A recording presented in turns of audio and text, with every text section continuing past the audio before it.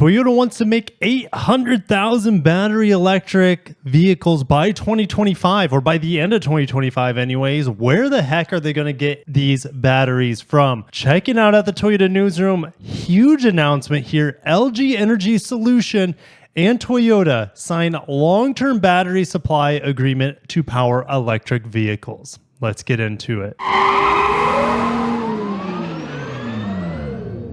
Guys, smash the like button if you want Toyota's EVs to get better. I think LG will help in this situation just a little bit. You know, LG is going to be supplying Honda.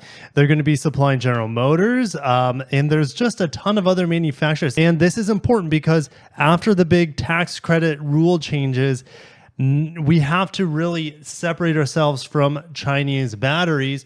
Toyota currently uses CATL with its BZ4X all-wheel drive model. And CATL is the largest battery manufacturer in the world, but they're all Chinese batteries. And there might be some plants outside of China that are produced by CATL, but I don't think the US government wants to use them if possible. And in fact, Ford's joint venture with CATL in Michigan has just been put on hold as of recently, with the UAW strikes going on too. So that doesn't help things. But anyways, let's head back to Toyota here. What are they doing with LG? Well, LG is going to supply Toyota with 20 gigawatt hours of high nickel NCMA. So that is, as of right now, on a mass production level, those are the highest energy density batteries, or the chemistry that allows for the highest energy density. And how many vehicles does 20 gigawatt hours allow for? Well, and here's the thing, annually from 2025. So starting in 2025, they'll be able to have this 20 gigawatt hours available to them. So 20 gigawatt hours, there you go, divided by, let's say Toyota's average battery pack size is 100 kilowatt hours. And so that gives them the production capacity of 200,000 EVs just from this plant. But you might be saying, Kirk, you said 800,000. Well, a quarter of that is from LG, those batteries from LG, or potentially more, because depending on how big they want to put, or how big the batteries are going to be using for their vehicles. But anyways, at least 200,000 is going to be coming from LG, if not more. Toyota also has another battery plant coming online in North Carolina. So we're going to head on over to my Google Maps to check out where this plant is. Well, LG Energy Solutions is in Michigan. LG is setting aside $3 billion to expand their production capacity in their Michigan plant here on the east side of Lake Michigan, really close to Grand Rapids, Michigan. How close is this to Toyota's and Lexus's plants here in North America? Well, if we look at their plant, or their plants in Cambridge, where they build the RAV4, they build the Lexus RX, the Lexus NX as well. It's only about a 4 to 5 hour drive from there.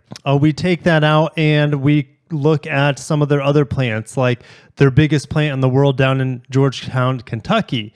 That is a 6 hour drive. Not too bad to get from the Grand Rapids, Michigan area down to the largest Toyota plant, where they'll be building the 3-row electric crossover for Toyota, Lexus, and probably Subaru as well.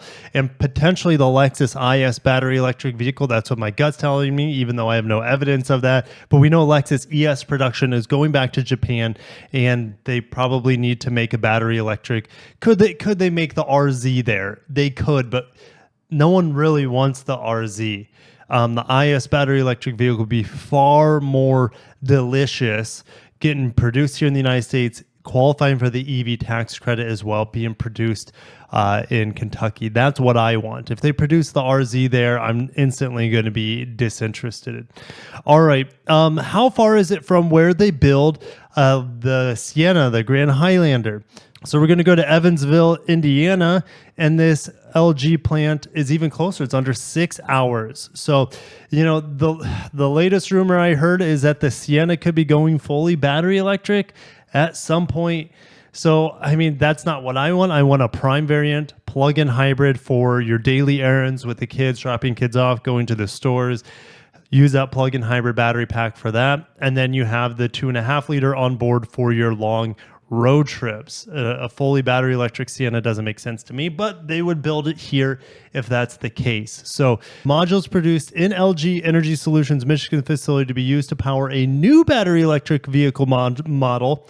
It's the BZ5X or whatever Toyota decides to call that 3-row crossover at the Kentucky plant, among others. So they know it's not just going to be the 3-row. They're not going to make 200,000 of those 3-row battery electric crossovers. The TZ, the Subaru 3-row crossover, and potentially the Lexus IS BEV. These will actually be pouch type cells. We know Toyota likes using cartridge cells or prismatic cells that we see in pretty much all of their hybrids. Toyota wants to offer 30 battery electric vehicle models across its Toyota Lexus lineup by 2030, and they also want to produce 3.5 million BEVs annually by 2030. To fulfill the supply agreement, LG Energy Solution is investing $4 trillion from Korean won to this new production line that is exclusive Toyota Lexus.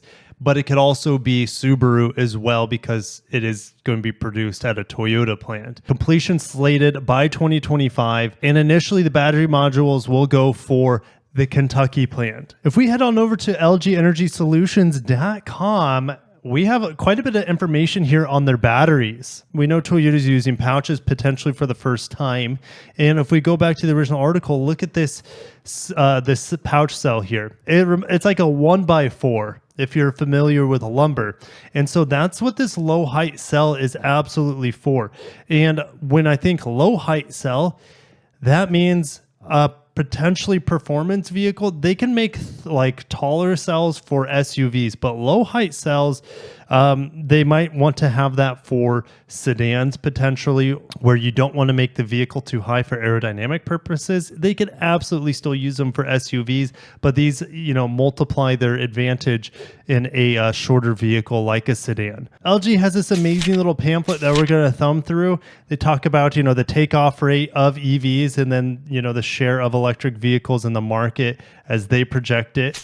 LG has been making batteries for a long time, for over 30 years on the lithium ion scale anyways. LG has carried out 79 battery electric vehicle projects from 31 global automobile manufacturers. So you just take a look here. I'm not going to go over all of them, but yes, a huge host. Toyota is now going to secure their spot among these other automakers. Now, Toyota could tap them in the future for also plug-in hybrids and hybrids if they wanted to as well, if they are really strapped for batteries. Toyota will be using these high-capacity NCMA cathodes with nickel, cobalt, manganese, and aluminum. So LG claims that they have the highest market share outside of China in 2021, and that probably is true here in 2023. I would guess A would be Panasonic, this competitor right here. Now, I would say overall, LG does have a pretty good track record for reliability, but if we look at the recalls with the Bolt, for example, and other recalls for other manufacturers, it doesn't look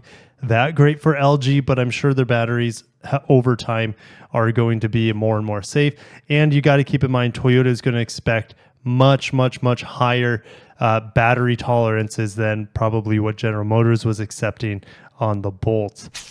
This is what's called the E78 cell, which if we go back to the Toyota newsroom, that sure looks like it. And each one of those cells for the E78 has 78 amp hours, a voltage of 3.67, energy is 287 watt hours, and energy density is 602 watt hours per liter and 265 watt hours per kilogram.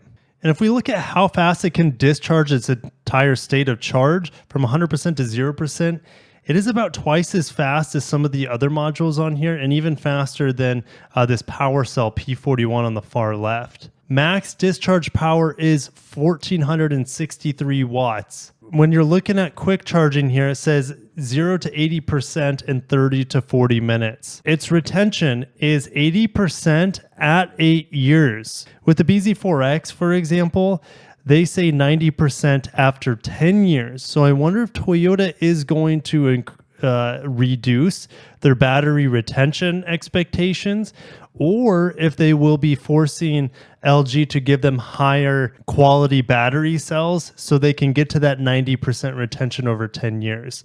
It will be interesting, but I think they're going to be sticking to what LG is saying here on this graph, 80% at 8 years. Interestingly, these are mass produced in Poland, but we know how many battery plants LG has in the United States where they're producing most of these, if not all of these cells.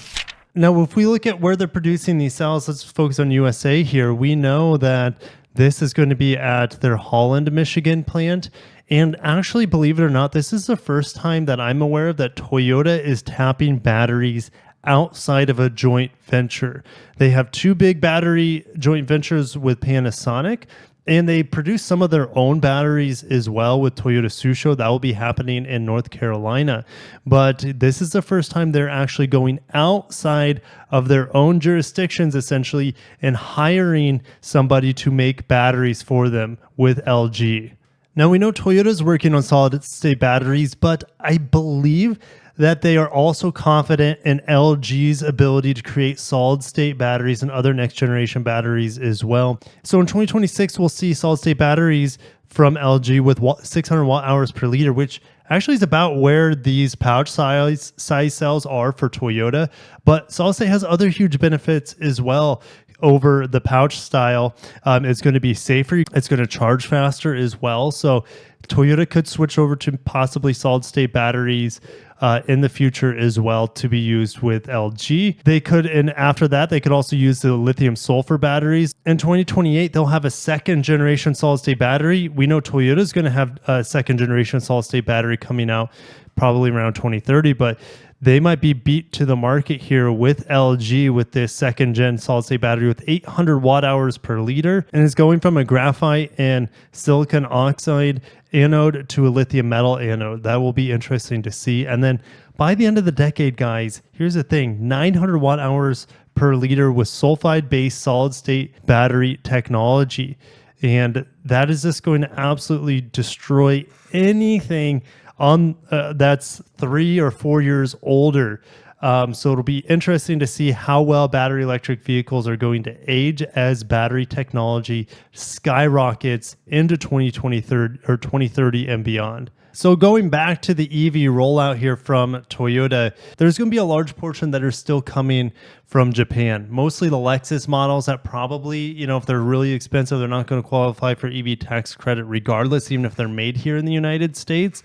So I think that's $80,000 for crossovers, and then it's $55,000 for sedans. So that's really expensive, even more expensive than what we see in the plug-in hybrid RX, for example. It's going to be more expensive likely than the plug-in hybrid TX as well. But I wanted to get into the other battery plant coming for the North American market, and that is here in North Carolina at the Toyota battery manufacturing plant outside of Greensboro. And this is also close to other Toyota plants, with it taking about 6.5 to 7 hours to get those batteries from North Carolina over to the Georgetown assembly plant. So Toyota has their work cut out for them. It will be interesting to see them quadruple their EV output from 2024 to 2025.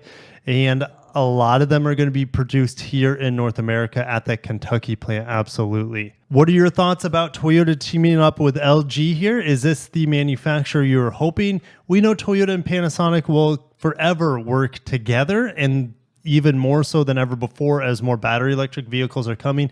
But Panasonic alone cannot provide the batteries they need to outfit their huge EV rollout. So LG is getting tapped from Toyota, and a new partnership is beginning, and it could just continue from there. We could see them work with other battery manufacturers in the future as well. But LG is one of the largest battery producers in the world, outside of China especially, and we know Panasonic is as well outside of China. So Toyota covering their bases here in North America, at least in their near-term future.